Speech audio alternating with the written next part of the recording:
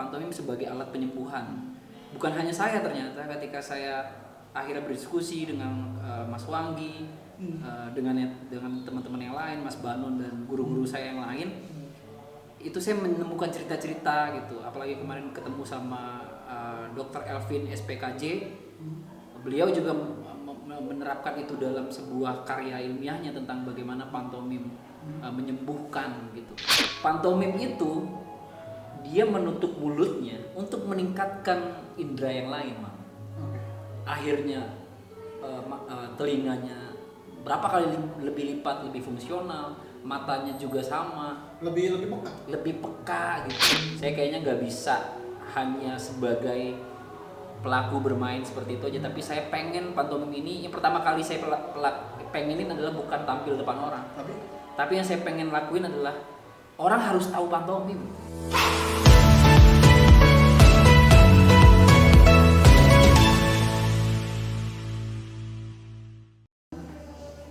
Apa ya, dalam perjalanan lu kan thank you nih coba slot nih apa nih Ini apa ini hazelnut coffee. Hazelnut Coffee boleh nih teman-teman nih kue coger slot ya yang lagi hits nih nih Siap, mangga. asik. Iya, wah. Aduh, salah lagi. Benar gini. Udah tiap hari di sini masih salah. Dikocek dulu kayaknya. Siap. Mantap ya. Seger-seger. Gitu mah. Kerasa nih manisnya. Ada apa nih? Istana Bogor, Surya Kencana, Tugu Kujang, Lawang Salapan, Kelenteng. Wih, orang Benar? Bogor ini. Orang Bogor, iya. Bogor, soalnya saya nggak diterima kerja di Jakarta. Di Bogor terus. Gimana kan Bogor gue? Berjalan nih sampai 2023. Apa ya? Tahun kemarin juga sempat rame lah Bang J ini atau Instagramnya @lainkata ya. Mencoba memainkan lirik lagunya siapa? Febri Rufi. Sebelumnya Ada banyak. Runtuh juga kan Siapa? Runtuh itu yang lagu Runtuh ya? Lagu Runtuh. Nah itu kan yang rame-ramenya itu Yang ya. rame itu. Terus collab sama Febri Rufi kemarin. Ya terus banyak collab. Bang Ji juga, aktor juga, sempat main di teater Ras. Terus MC juga. Ya nggak sih? Gak punya jati diri ya saya. Tapi benang tebalnya itu ya main gitu. Wah, iya, benar. Saya merasakan. Apa yang lu temuin nih? Apa yang lu temuin di pantomim itu? Selain tadi terapi ya? Iya. Apa ya? Pantomim itu menurut saya itu pertama adalah ngajarin kita ngajarin kita tentang edukasi tapi ke dalam, Mang. Hampir sama kayak teater, hampir sama. Cuma ini outputnya adalah tanpa kata-kata aja. Artinya cara kita mengobservasi juga detailnya ada perbedaan antara teater dengan pantomim yang saya rasakan. Karena saya sudah pernah berproses juga walaupun cuma sesekali gitu sama teman-teman Ras, tapi udah kayaknya ada beberapa perbedaan gitu. Itu yang saya rasain. Pertama, pantomim mengajarkan kita untuk ke dalam seperti seni-seni yang lain. Bagaimana kita mengobservasi diri kita, bagaimana kita mengenalkan dan memahami tangan bisa menjadi alat komunikasi, memahami kaki bisa menjadi alat komunikasi dan lain-lainnya. Memanfaatkan itu kan perlu pemahaman, perlu juga kita mengatur porsi. Kita harus tahu dulu porsi kita berapa sehingga kita bisa memanfaatkan itu jadi alat komunikasi kita. Terus yang kedua yang saya udah alami adalah pantomim sebagai alat penyembuhan. Bukan hanya saya, ternyata ketika saya akhirnya berdiskusi dengan Mas Wanggi, dengan teman-teman yang lain, Mas Banon dan guru-guru saya yang lain, itu saya menemukan cerita-cerita gitu. Apalagi kemarin ketemu sama Dr. Elvin SPKJ, beliau juga menerapkan itu dalam sebuah karya ilmiahnya tentang bagaimana pantomim menyembuhkan gitu. Dan itu yang saya rasakan juga tentang seperti itu. Dan satu lagi, pantomim bisa mensupport kita dalam beretika, dalam berprofesi apapun. Contohnya? karena pantomim tumpuan adalah tubuh gitu ya, dan kita mengenali siapa diri kita mengenali apa fungsi tangan selain menggenggam, apa fungsi leher selain mengatur arah pandang kita gitu.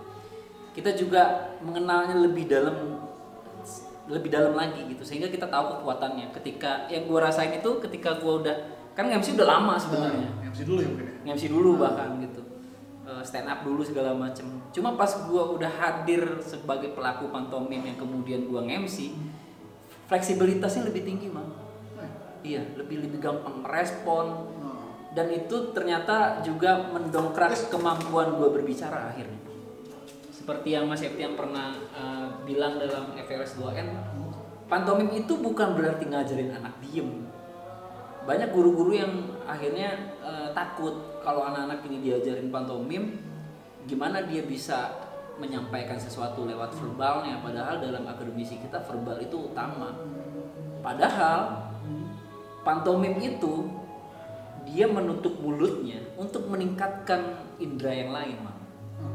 Akhirnya telinganya berapa kali lebih lipat lebih fungsional, matanya juga sama, lebih peka gitu, sehingga ketika dia mempunyai kosakata yang disupport dengan kosa tubuhnya itu kan lebih mantap. Kosakata tubuh. Iya, untuk akhirnya dia secara refleks bisa mengontrol dan mengeluarkan kata-katanya dengan baik gitu. Kalau pantomim bisa masuk ke teater tubuh nggak sih? Nah itu nanyanya ke Taman Subur. nanyanya ke orang-orang teater. Payung hitam. Meskipun saya juga anak teater, tapi saya belum mampu lah untuk bisa menjelaskan itu ya. Ini mungkin Tony Blur ya. Mungkin nanti bisa berdiskusi lebih luas untuk Oke, Bang Jay, dari ini nih, pasti ada target di tahun ini mau ngapain nih Bang Jay? Iya. Ada gerakan apa lagi nih tentang ya mungkin Bang Zay ataupun teman-teman pantomim Bogor ataupun teman-teman sok Bang Jay boleh menjelaskan. Ini sedikit ya. Jadi saya dari 2015 akhirnya mengkolaborasikan pantomim dengan banyak hal.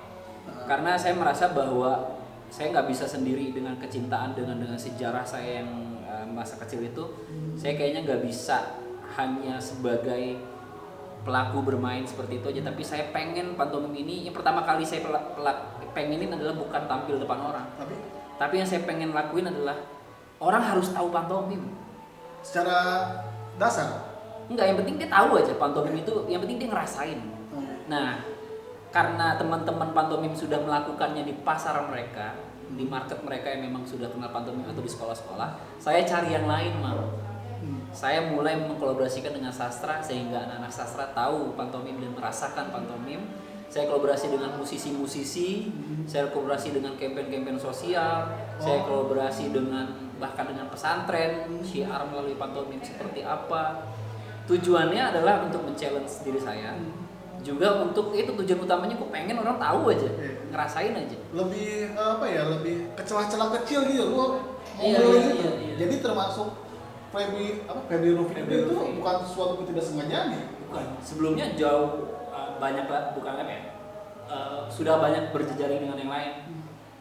Dengan Jarwo Naif, Hanindia, terus dengan musisi-musisi lain lah di Bogor dan di Jakarta dan sekitarnya gitu. Ya itu kesempatan itu kan dimulai dari yang kecil-kecil saya lakukan di pentas-pentas puisi, di diskusi-diskusi puisi dan lain-lainnya, akhirnya berjejaring, dapat kesempatan-kesempatan yang tarafnya nasional gitu. Cuma memang gua nggak tahu kenapa ya, gua kalau ngomongin soal pantomim, gua tahu nih apa yang ada di kepala gua, Mang. Tapi untuk menjelaskan ke orang itu gua agak sulit, Mang. Itu yang kelemahan gua, terutama anak-anak misalkan, atau terutama ketika direkam gini. Karena apa? Karena gua tahu nih waktunya sempit, tapi yang gua mau ceritain itu banyak, Mang. Nggak cukup lah. Nggak cukup, karena apa? Karena gua mempelajarinya secara romantis tadi yang gua bilang. Kalau gua potong. Kalau secara istri lu, maksudnya bisa menerjemahkan isi kepala lu dalam sepanjang perjalanan pernikahan lu sekarang sebagai orang yang paling lu sekali sayang. Ya. Makanya gue agak nggak rela kalau pujian itu buat gue sih, Mang. Karena menurut gue pelaku seni yang menurut orang hebat tuh yang hebat istri-istrinya. Yes. Karena Setuju. iya Setuju lagi. bener. Setuju lagi gue. Karena kita gini-gini aja kan nggak bisa dijelaskan ke orang-orang Betul. luar gitu. Seenggaknya ada satu orang yang udah emang gue aja. Iya. Istilah kata gue. Jadi istri lu belum bisa membantu menerjemahkan maksudnya dalam. Jadi makanya lu cari jejaring-jejaring di luar itulah ya. Iya. Termasuk Artinya musik belum masuk memahami pantomim atau apa emang tidak dilibatkan. dilibatkan. Karena gue mengajak istri gue masuk ke dalam apa yang gue cintai itu seperti gue masuk, Mak. Gue menerapkan itu dalam rumah tangga gue. Jadi kalau misalkan gue sekarang lagi garap ini nih, ya gue mengajak istri gue masuk seperti gue masuk. Gitu. Gue ngajak dia ke puisi pun ya, dia tuh orang paling benci puisi, istri gue. Walaupun suaminya sering baca puisi. Kata bini gue, puisi hanyalah basa-basi yang tertulis. Gitu ya. Tapi dia begitu aja puitis ya. Iya, dia juga puisi banget ya. Jadi intinya bini gue lebih kepada manajerial sih. Dia ngingetin, ayo mau ngapain lagi, habis gini begini ya, habis ini begini ya. Bahkan kita tuh sampai ada buku khusus buat pengkaryaan gue, bini gue yang megang. Karena bini gue bilang gini, lu mau ngapain, lu mau keluar, mau ngapain, mau inkubasi, mau latihan, mau diskusi, mau berjejaring segala macem, mau berapa hari pun silahkan.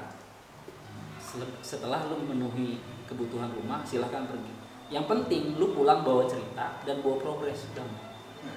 Bini gue pernah marah besar ketika gue nongkrong gak ada progres dalam berkesenian. Itu bini gue marah banget. Pernah gue dipuasain 3 bulan, 4 bulan. Pernah beneran. Kayak Bleker itu aja kan gue, mohon maaf ya, secara umur kan paling tua sendiri. Iya. Bagaimana seorang istri mau merelakan suaminya ini berkarya dengan anak-anak SMA dalam kurun waktu 3 bulan. 1 minggu gue habisin kumpul sama anak-anak SMA. Dimana gue bukan sebagai sutradara, bukan sebagai apa-apa, sebagai pemain yang sama anak-anak. Bagaimana dia melihat seorang suami? Artinya kan dia harus membedakan itu tuh. Antara dia penonton sama ini mah suami gue. Gitu. Dimana istri gue juga ya anak SMA pada saat itu. Gitu. Nah tapi dia sayang banget sama gue, makin sayang sama gue ketika Bleker, karena dia ngelihat gue semakin berubah ketika proses Bleker itu. Banyak berubah, nggak tahu kenapa. Lebih banyak latihan itu adalah di kamar, Bang. Jadi bahkan di buku itu tuh sama bini gue udah diatur, kayak misalkan jam segini gue latihan di teras, di kamar, gue latihan itu setiap hari. Setiap habis subuhan atau kesiangan, kalau kesiangan jam 8 sama sebelum tidur. Itu setiap hari harus.